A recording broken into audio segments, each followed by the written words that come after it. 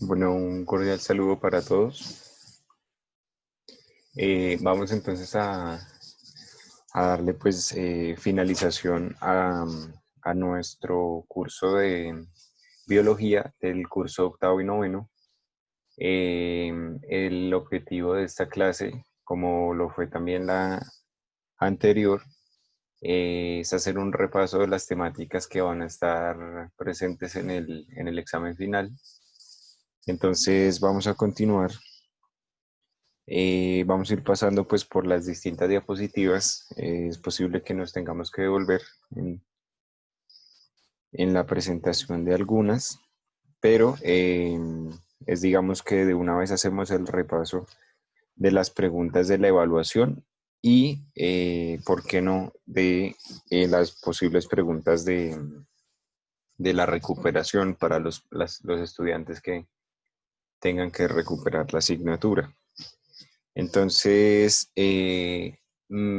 empecemos y hablemos del sistema respiratorio. Entonces, hace 8 días habíamos quedado, terminamos en el sistema circulatorio y hoy pues vamos a empezar con el sistema respiratorio, hacer un repaso pues muy general, pero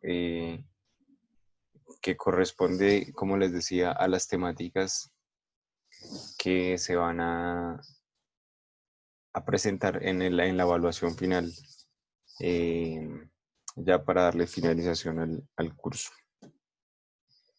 Entonces, vamos a ver aquí en esta imagen. Bueno, en esta no, busquemos en esta diapositiva. Aquí lo que pretendíamos ver es los tipos de respiración que hay en la naturaleza, ¿cierto? Por lo menos en los animales. Antes hablamos también pues de las plantas, ¿cierto? Y de algún tipo, por ejemplo, digamos, de microorganismos que no necesitan el oxígeno para realizar su proceso, sino que lo hacen en ausencia de oxígeno. Pero más precisamente, aquí lo que les quiero mostrar en, en el sistema respiratorio en los seres humanos es que ese sistema respiratorio no está aislado, es decir, únicamente los pulmones, sino que funciona a la vez con digamos que su órgano par o su órgano auxiliar en el sistema respiratorio, que es completamente fundamental y es el corazón. Entonces, no sé si aquí encuentro una imagen más clara. Podemos hablar sobre esta imagen y decir que existen dos tipos de respiración, o mejor, dos rutas de circulación de la sangre. Una que va desde el corazón hacia todos los tejidos, ¿cierto? Y se entenderá como esta que sale del corazón por la arteria aorta y a través de ella, o digamos que esta transporta la sangre que se dirige a cada uno de los tejidos y a cada uno de los órganos que componen el cuerpo humano. Entonces, incluso llega sangre arterial a los pulmones, al propio corazón y de ahí hacia allá, hacia arriba, pues hacia los miembros superiores, los brazos, hacia el cuello, hacia todas las estructuras que hay ahí, hacia el cerebro, ¿cierto? A los ojos, todas las estructuras del cráneo. Y cuando va hacia abajo, pues se dirige hacia los otros órganos que vienen a ser corazón, estómago, los intestinos, los riñones, el páncreas, el hígado, ¿cierto? Y más abajo ya, entonces los miembros inferiores. Entonces, al hacer ese recorrido larguísimo, ese recorrido se entiende como circulación mayor. Esa vendría siendo la circulación mayor. ¿Cuál sería la circulación menor? Bueno, esa circulación que va desde el corazón y que regresa al propio corazón, ¿cierto? a la parte derecha del corazón, a la aurícula derecha. Eso digamos que sería un ciclo, se cierra. Entonces sale del corazón y llega otra vez al corazón. Pero estamos hablando de que esa salida de sangre, en principio viene a ser sangre arterial y después llega sangre venosa, ¿cierto? Sangre arterial con oxígeno y sangre venosa con CO2. Entonces, cuando llega otra vez al corazón, esa circulación ahí ya se llama circulación mayor, pero también se llama circulación sistémica porque recorre todo el sistema del cuerpo. Ahí del corazón, entonces también sale, pasa de la aurícula derecha al ventrículo derecho y sale por una arteria que como va hacia los pulmones se llama arteria pulmonar, va hacia los pulmones y en los pulmones entonces se cumple la función de que los pulmones le van a entregar oxígeno a esa sangre y esa sangre entonces otra vez se devuelve al corazón, ¿cierto? Se regresa al corazón y otra vez cierra el ciclo, ¿cierto? Salió otra vez después de que había llegado aquí por la aurícula derecha, del ventrículo derecho salió otra vez la sangre hacia los pulmones, pero como los pulmones están ahí tan cerquita, entonces esa circulación se llama circulación menor, para que lo tengan presente. Y se llama circulación menor porque, y es lógico, ¿no? Porque tiene un recorrido más corto que el de la circulación mayor o sistémica. Esa circulación menor también se puede llamar circulación pulmonar, ¿cierto? Si esta se llamaba circulación sistémica o circulación mayor, la otra se va a llamar circulación menor, pero también se llama circulación pulmonar, sencillamente porque va hacia los pulmones. Listo. Miremos aquí si tenemos una diapositiva.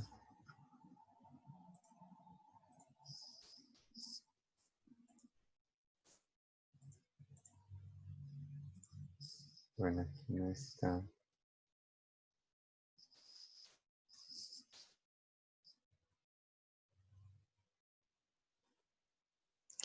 Entonces seguimos. Vamos a mirar ahora el sistema reproductor. Parte de los temas que vimos también se habló del sistema reproductor. Y aquí entonces empezamos con la anatomía, ¿cierto? Empezamos a hablar de la anatomía o de la parte o de las partes que conforman el aparato reproductor tanto masculino como femenino. Entonces veíamos que se pueden clasificar de dos maneras, órganos internos y órganos externos, ¿cierto? Aquí se puede observar internos y externos. Y también va a ser muy fácil, digamos, como saber cuáles son internos y externos. Los testículos son internos, ¿cierto?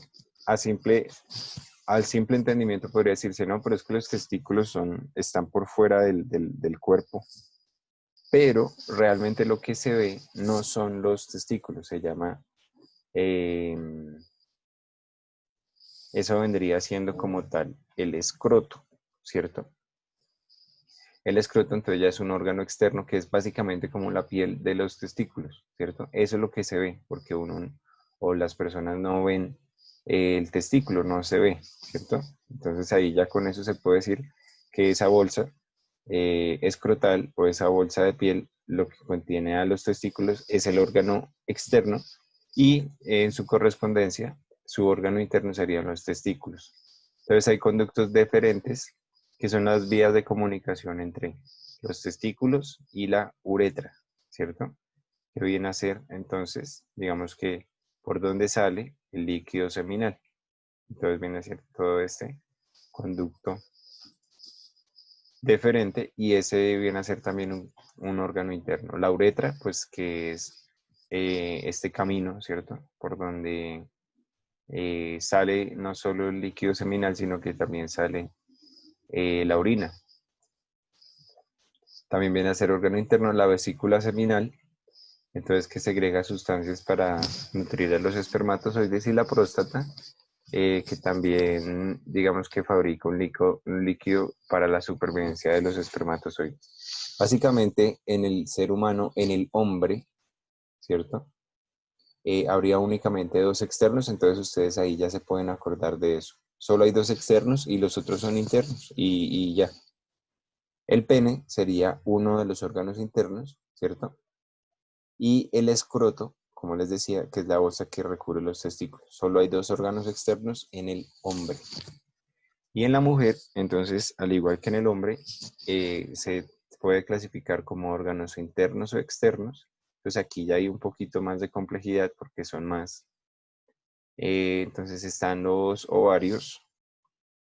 Están los ovarios que se encargan de madurar la célula sexual femenina, que vienen a ser los óvulos, que dan paso en el embarazo a los bebés. Las trompas de falopio también están internas. El útero, que es donde crecería finalmente el bebé y donde la mujer recibe también los espermatozoides para que van a ir a fecundar a ese óvulo. Y la vagina, que es interna también, órgano interno, ¿cierto? Y aquí los órganos externos de la mujer, entonces está el himen, los labios, el clítoris y el meato urinario. Entonces el himen es una membrana que se mantiene intacta en las mujeres vírgenes, pero yo les decía que en algunos accidentes a las niñas se les puede llegar a romper esa membrana, por ejemplo, por un golpe de una bicicleta. Entonces eso es verdad. Eh, Básicamente esto es lo que les quería contar de esta parte. Miremos aquí en las siguientes diapositivas.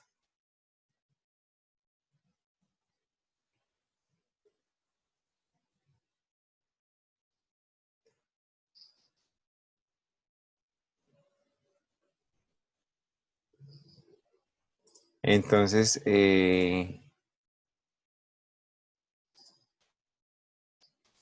cuando también hablamos del ciclo menstrual,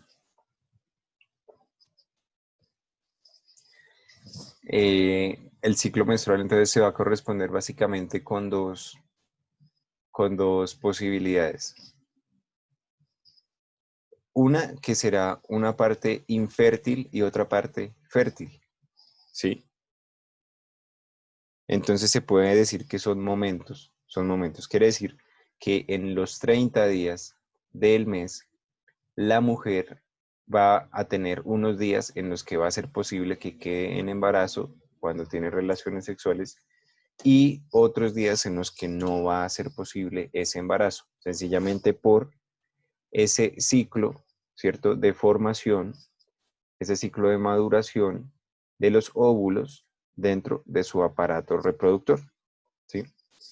Hay un momento en el que la mujer no es fértil, ¿cierto? En el que la mujer no es fértil. Y hay otro en el que sí, ¿listo? Para que también lo tengan en cuenta. Pasamos ahora a hablar un poco de este músculo de la respiración que se denomina diafragma, ¿cierto? Entonces les decía, ese diafragma tiene esa forma de domo, ¿cierto? Como de esa tapa de las tortas, ¿cierto? Que es así como un techito ovalado, ¿cierto? Casi como media esfera. Tiene básicamente esa forma. Y cuando, como es un músculo, pues este se contrae, ¿cierto? Al contraerse, entonces deja de tener esa forma y se aplana. Se viene aquí, se aplana. Y al hacer esa contracción, pues va a permitir que los pulmones también se expandan y se llenen de aire cuando la persona respira, ¿cierto? Entonces, si este diafragma no se aplana, pues los pulmones no van a tener espacio de expandirse y de llenarse de oxígeno.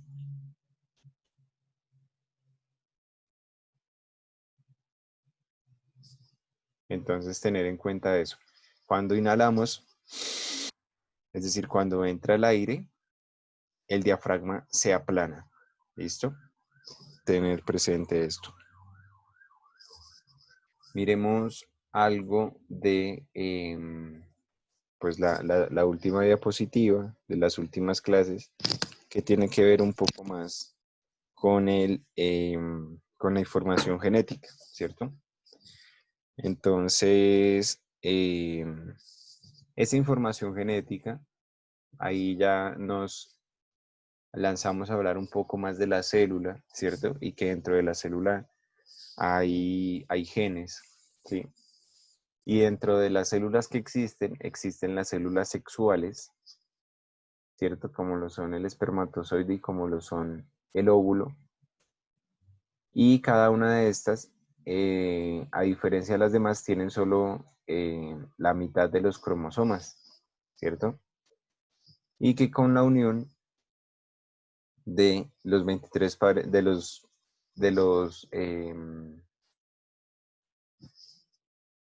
pares de cromosomas que trae el espermatozoide con la unión de los cromosomas que trae el óvulo en la mujer, entonces se va a dar como tal el proceso de fecundación, ¿sí? Quiere decir que la mitad lo aporta la mamá, la mitad la aporta el papá, y que si por azares del destino hay un gen defectuoso, ¿cierto? Entonces, por ejemplo, puede ser una enfermedad del corazón, una enfermedad de los pulmones, de los ojos, ¿cierto? Puede ser, digamos, glaucoma, o puede ser una predisposición genética para otra enfermedad. Tiene que tenerse en cuenta que no es que sea culpa del papá o de la mamá, ¿cierto? Y no hablando de culpa, sino no es que sea,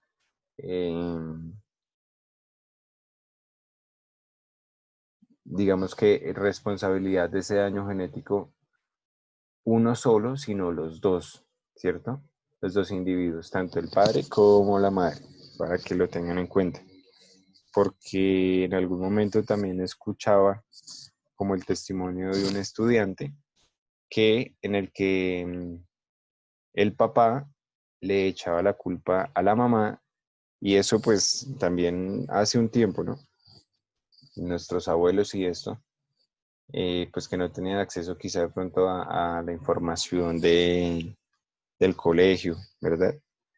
Entonces llegaban al punto de decir, no, es que el niño tiene esa enfermedad por culpa de la mamá, ¿sí? Entonces no, eso es falso y hay que tenerlo en cuenta. Listo, recuerden que estamos haciendo un repaso para la evaluación final. Podríamos volver aquí un momento a hablar otra vez del sistema nervioso.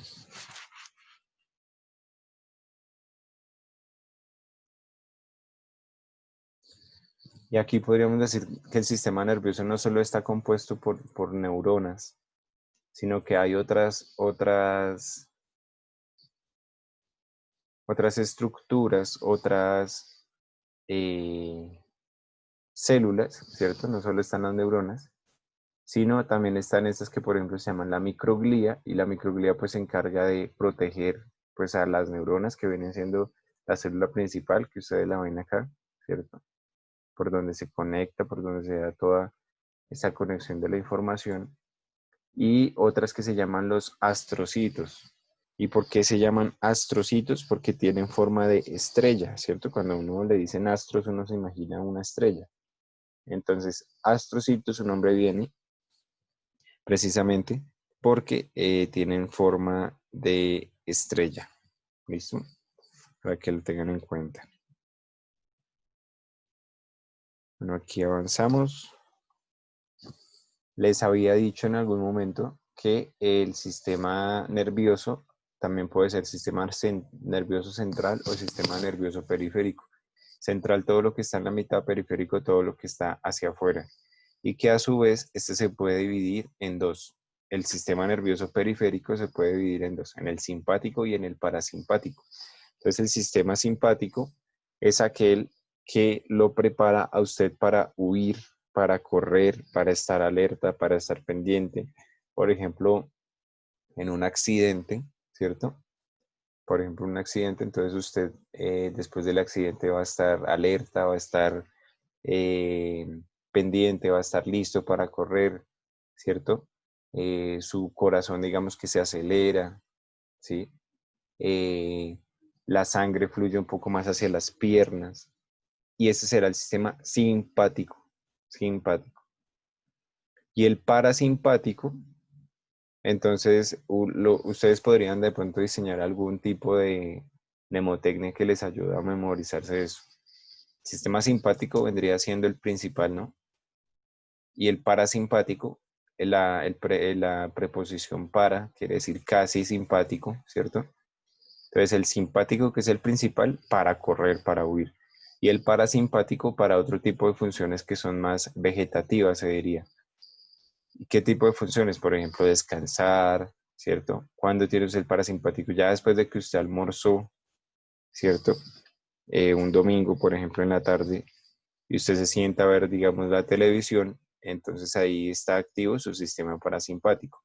Deja de fluir tanta sangre a las piernas y fluye más bien sangre hacia dónde, hacia los intestinos, hacia el estómago, para hacer el proceso de digestión, ¿cierto?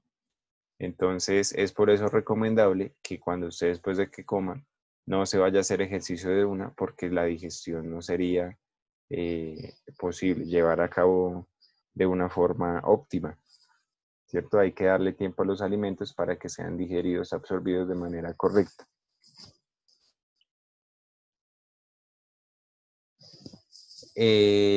Cuando hablamos aquí de que las células se encargan de transmitir información, entonces las células no únicamente transmiten información desde el cuerpo, desde el cerebro hacia afuera, sino que también está pendiente de estímulos del ambiente hacia el interior. Así, por ejemplo, entonces si hay luz, su cerebro va a interpretar por medio de sus ojos eh, que la pupila se tiene que hacer más pequeña, ¿cierto? Mientras que si hay poca luz, la pupila va a tender a ser más grande para ampliar el espectro de visión, ¿verdad? ¿Eso qué quiere decir? Que no únicamente el sistema nervioso responde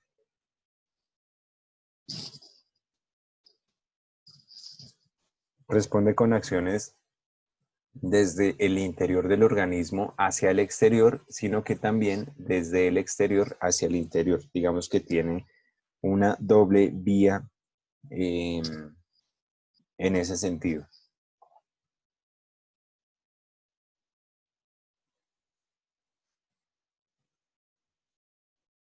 Entonces, hay unos nervios que van desde el cerebro, ¿cierto? Por ejemplo, digamos hacia los brazos, que nos va a permitir mover los brazos, o una pierna, hacia las costillas, hacia los intestinos. Pero hay unos nervios que se dirigen desde los intestinos hacia el cerebro. ¿Listo? Aclarando aquí un poco ese tipo de circulación de la información del sistema nervioso. ¿Listo? Hay unos nervios que salen y hay otros que entran. Los que salen llevan información motora, se dice. Y motora tiene que ver con movimiento. Básicamente es eso. Todo lo que sale del cerebro va para la ejecución de un movimiento y todo lo que entra hacia el cerebro, ¿cierto? Desde un órgano es para la percepción, para la sensación, ¿sí? Sentir qué está pasando, por ejemplo, digamos, en los riñones o en las piernas o en los brazos. ¿Listo?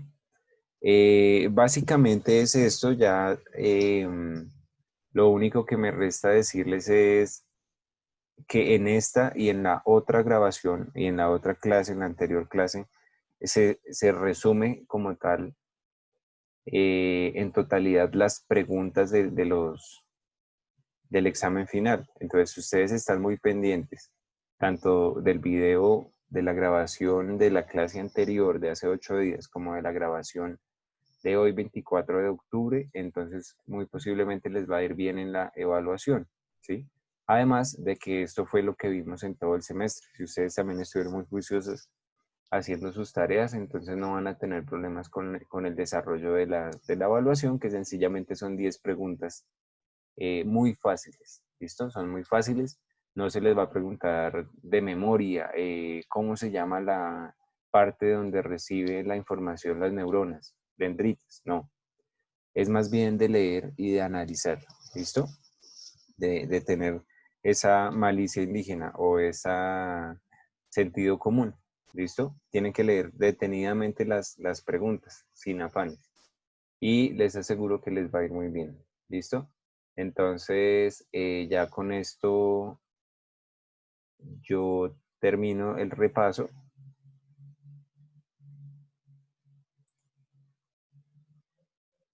Miremos acá. Entonces ya con esto terminamos el repaso de la clase del día de hoy, pues esperando que los resultados